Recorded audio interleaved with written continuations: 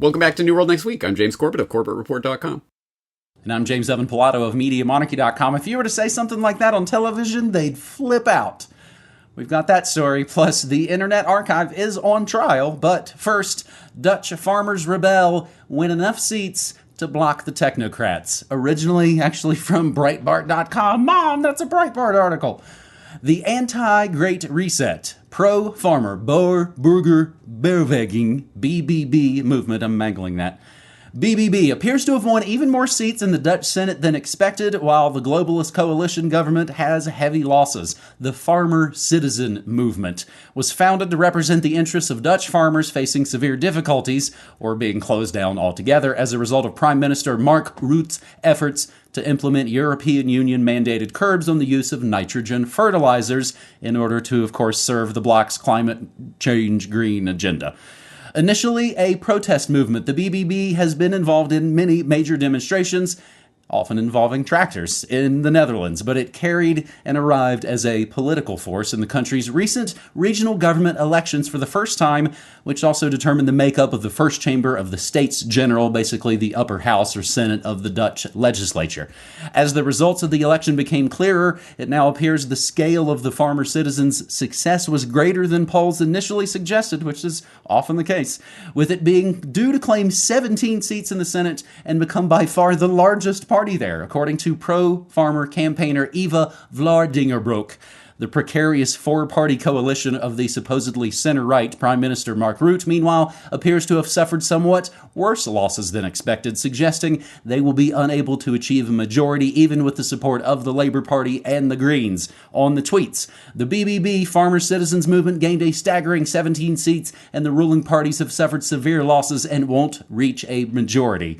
Now, James, I got a DM earlier this morning that said, hey, you might talk about that Dutch farmers thing. No Agenda says this is rich creamery butter. So I guess Crackpot and Buzzkill talked about it last week, kind of talking, saying it's all a marketing scam, not really a win. The company behind it is called Remarkable Communications, and their client list, of course, includes Bayer, Santo, and all kinds of big ag companies. The alleged founder of the party is pictured with the PR firm. We'll include some links. You might have to run them through your own little translator bot there on your end. But we have the remarkable clients. They actually have that on an English page. And there is the link to the No Agenda episode. Scroll to about 6 minutes. And I found, basically, it seemed like one person on Twitter talking about this as well, saying the Dutch farmers voted for BBB not knowing their marketing and PR campaigns were funded by Bayer Monsanto through Remarkable. Remarkable started the BBB party. Build back Borator? James, what say you? All right, well, yeah, as an anarchist, I say politics, schmolitics. I couldn't care less what is happening in the Dutch Senate or the Australian Parliament or the Royal Court of Tonga or anything else, any other presumed place of power in the political hierarchy. And as someone with my head screwed on straight, if a politician's lips are moving, they're lying. So I, again, don't trust any politician as far as you could throw them. So that's not really where my interest in the story lies. I think what the real win here is not the political side of this. It is the fact that this represents something that is happening in the Netherlands and other places. And speaking as a Canadian, I obviously had my eyes on what was happening with the Freedom Convoy and all of that. But that came and went and is gone. And don't worry, it was all rubber stamped by the commission and the government did nothing wrong. And I don't see Canadians continuing the momentum of anything there. At the very least, in the Netherlands, this is still such a pressing political issue that the farmers didn't stop with tractors. They're now engaging in the phony baloney political process, and they'll undoubtedly find out that they're going to be thrown under the tractor with that at some point. But at any rate, again, the fact that the politicians love to get in front of the parade and start waving their banner. Yes, we're leading this parade. Look, we're for X as well. Hey, we're Party X. You can vote for us. Again, shows that the real win here is the absolute tidal change in public opinion. And I have to keep this even in my own consciousness, because it's easy to forget that me, young James Corbett, starting this, all of the Corbett Report back in 2007, my most fervent wish, the thing that I would have dreamed about happening, is to have wide, large-scale public awareness of issues like this, the evil anti-human, Malthusian depopulation agenda being spearheaded by the UN, and it wasn't called the Great Reset at that time, but that's exactly what the Great Reset is, and that's what it represents. And if you had talked about that in 2007, what a weird conspiracy loony you are. I trust my government. At the very least, now, many people are waking up to this agenda and are motivated about it. And unfortunately, they're still trapped in the political paradigm, but hey, baby steps. We are making progress, and things that are happening today would have been unimaginable even 15 years ago. So, again, I try to keep this in the perspective that it should be put in. Not the phony, baloney political paradigm, but in what this represents about the people starting to wake up to the real agenda. It will be really interesting maybe when regular folks who became involved in this, maybe they find themselves in Parliament later. Maybe they find themselves being leaned on to maybe vote on something that doesn't make sense with all the things that we fought for. And then things might get really, really interesting, James. That's how we get going here on New World Next Week, episode 513. It is March 22nd, 2023. As I speak to you in the Internet Archive, was totally offline last night, James. We were talking about starting to kick back and forth some of these stories, and I was like, hey, well, speaking of, I needed the Internet Archive just a few minutes ago, and it's just, sorry, we're down, nothing, hopefully we'll be back. I gave up checking on it that night. It's all seemingly back to normal today. Internet Archive strikes back, defies claims of hurting book sales, and defends access to the digital library. Taking this from reclaimthenet.org. And remember, everything we say is always included in the show notes. The Internet Archive continues to legally defend its right to operate the Open Library, a project to digitize books and lend them for free. The archive, which considers itself a digital library and operates several important projects in this realm. I'm a big fan of the 78 RPM project, James.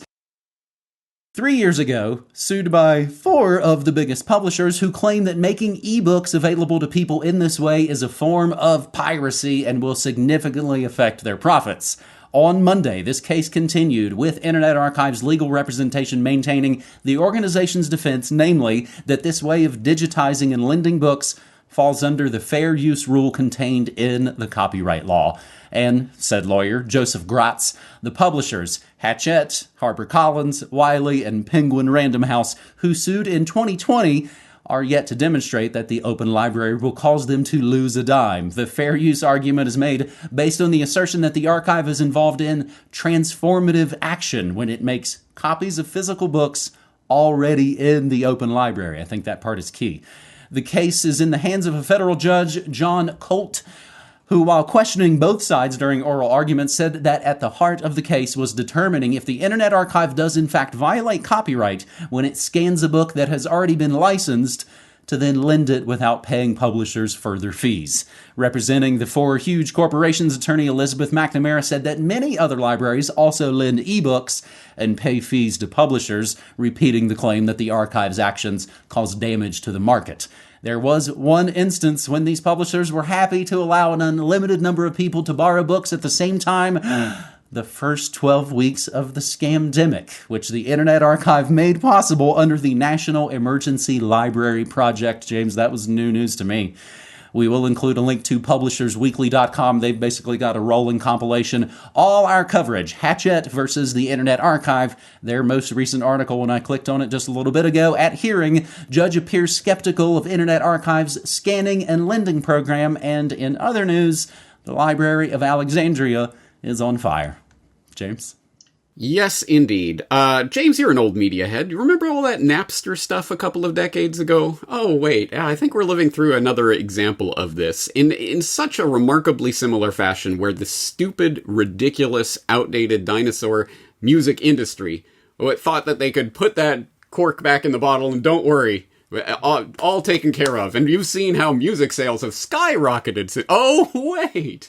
Oh, no. If you don't make it easily available, yes, you're going to plummet your market, which is all these people care about, right? So anyway, even from a business point of view, this makes no sense, because we are not talking about wild, willy-nilly people copying information as if it's free, which, of course, if you know, I certainly do believe that intellectual property is a complete scam in and of itself, but this isn't even that. It isn't that. It's the controlled library lending, whatever they call it, where literally these are libraries that have a physical copy of this book that they take off the shelves, out of circulation, and put it on the archive so it's accessible through archive.org. And when somebody logs into archive.org and borrows it from archive.org, then no one else can borrow that copy. It's literally it is the exact same thing as if you go to the library and borrow a book. But people can't get that through their heads. And I note, even a year or two ago, I had, I believe it was a Solutions Watch about Internet Archive and how to borrow books from the Internet Archive. And when I went through that demonstration, I actually did get one email from someone who was outraged that I would be promoting piracy and taking money out of people's pockets like this. And I all I could think to myself is, do you say that every time you see someone go into a library? Because that is literally what is happening here. It is the exact same thing. There is a physical, actual copy of this book in existence that they're taking off of their shelves so that they can lend. Anyway, people don't even understand what is happening here. But the real point is, yes, exactly like in the Napster phenomenon, where you would download some song or whatever, and I really like this. I want the album, and you would buy the album.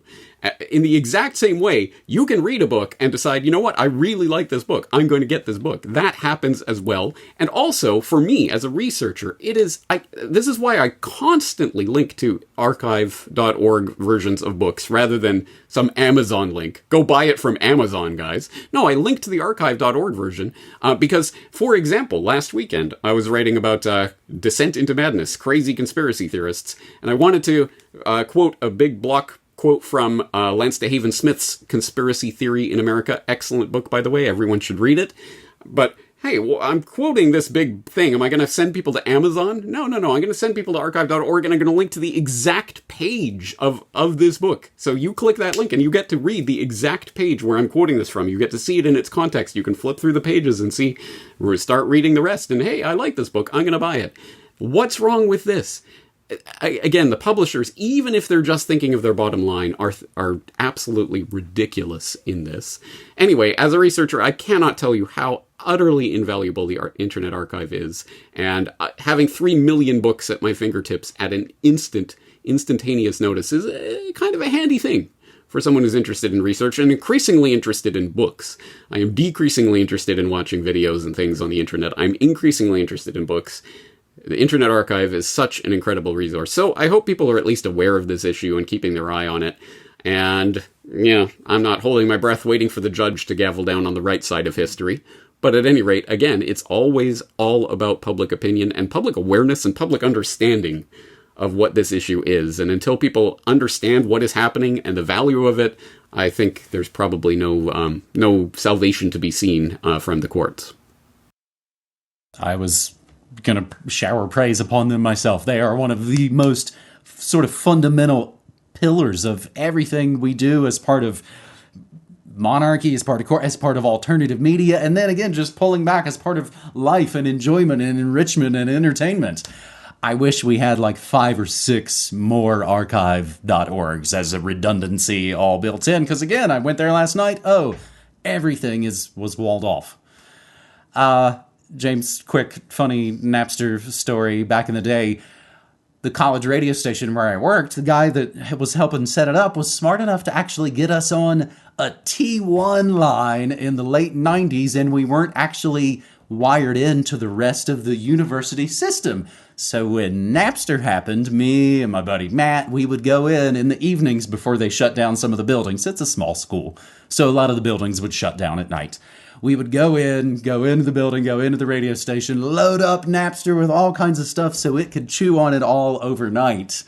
And then the first thing we did when the building would open up and we had classes the next morning was run in, get our songs off of there, and make sure that the other advisor of the faculty didn't know what we were doing, because he would have flipped out. There's a lot of flipping out on this episode, James. The other thing, too, is it wasn't like I was on there trying to steal a bunch of albums. Like, I work in the music biz. I know how to get albums. I get a lot of promo albums sent to me. I was into things that weren't available for sale, like Bell and Sebastian live concert bootlegs. That's what I was downloading from Napster. And now what?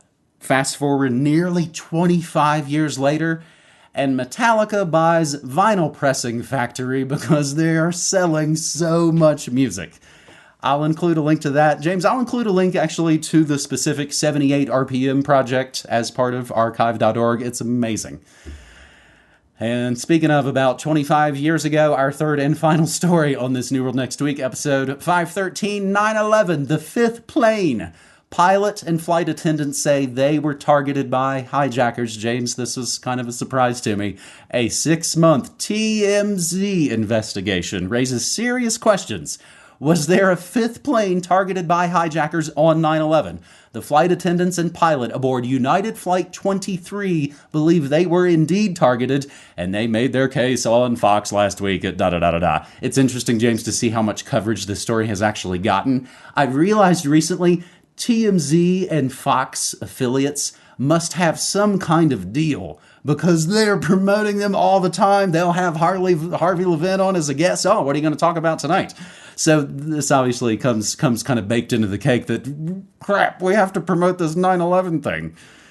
United 23, a 767 aircraft scheduled to depart JFK at 9 a.m. bound for L.A. 6 passengers aroused the suspicion of flight attendants for various reasons. Among them, they were convinced one of the passengers was a man disguised as a woman. That would become much more controversial a couple years later.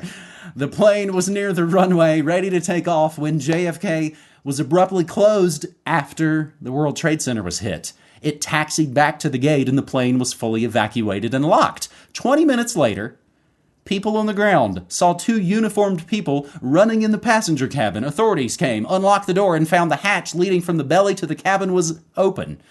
Something that alarmed the FBI. The flight attendants were interviewed by the feds and even taken to a lineup to see if they could identify the 4 passengers. Box cutters were found in the first-class seat pockets on a 767 parked next to United 23. That plane was not scheduled for takeoff at the critical time.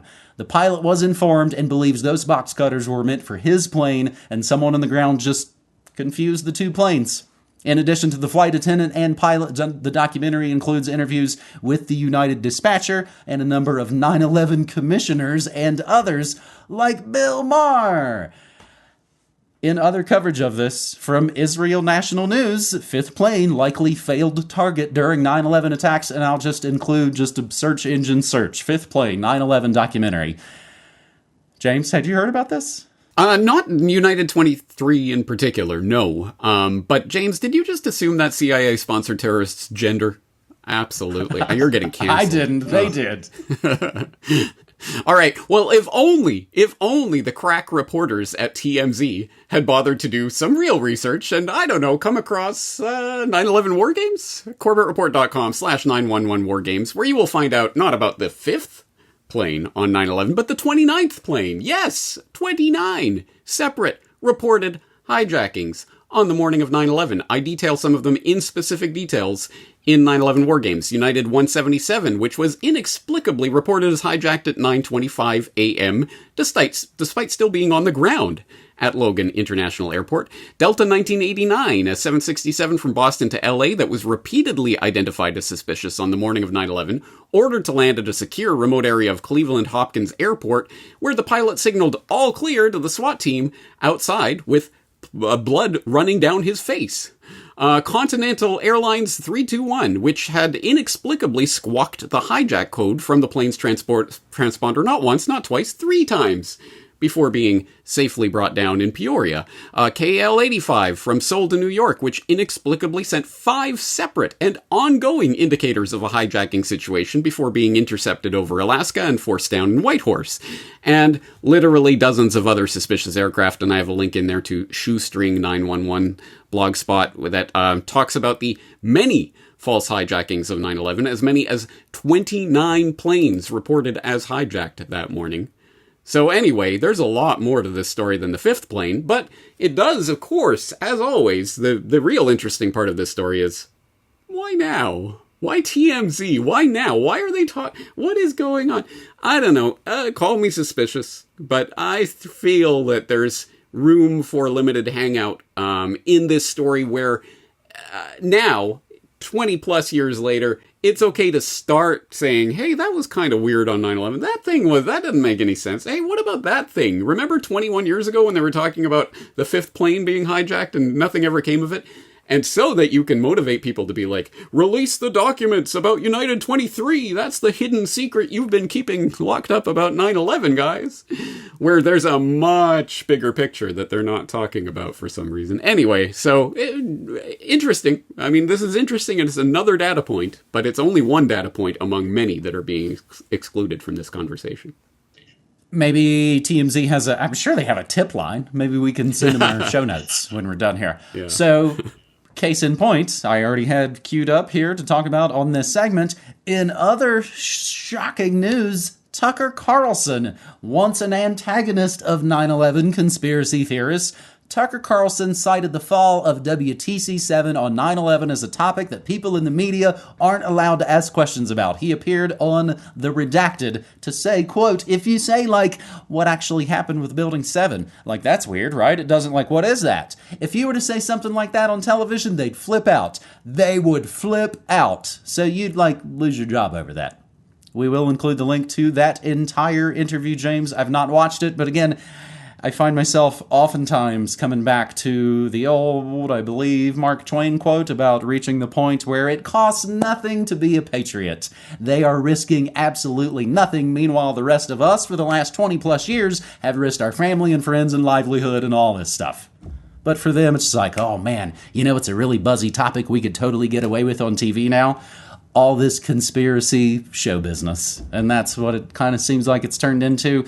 Ever since, of course, old Swamp Thing came along to save us all. But he'll be back to save their ratings very soon, James. They just allowed him back onto Twitter, onto Facebook, onto YouTube. The same week, the very exciting is he gonna get arrested thing is going on. James, we do have 9/11 war games at the store, right? As far as I know, we do. That's... yeah. Should be in stock. I was just double checking because that's the double. That's 9/11 war games and insider trading, right? And yeah, 9/11 trillions. That's right. Trillions. That's right. Luckily, guys, you don't have to listen to my mangling of it. You can just head to newworldnextweek.com and pick up a copy of 9/11 trillions, 9/11 war games. Having some stupid technical difficulties with the USBs, mostly due to shipping derps, but we are working on it very much behind the scenes. New Corbett shirt sizes have been ordered. They are on the way. Castbot and I were actually just looking at doing a red Monarchy baseball cap for 2023. So all that and more is at newworldnextweek.com. And again, that supports our work. Have you ever seen an advertisement? Have you ever seen some pre-roll on the platforms Corbett's been kicked off of? And as best I can, James, I try and run a radio station from home. I lost power not once, but twice today. It is very windy up here in the northern New Mexico high desert, they call it. But generally speaking, I stream Monday through Fridays, 9 to 5 Mountain Time at MediaMonarchy.com/listen. That is indeed episode 513, James. Awesome. Appreciate it. Well, I hope the weather gods don't rain on your parade tomorrow and that you're able to broadcast, but I hope everyone will be tuning in for that, MediaMonarchy.com. On that note, I think we'll leave it there for this week. Talk to you again soon. Thanks so much, buddy. Take care.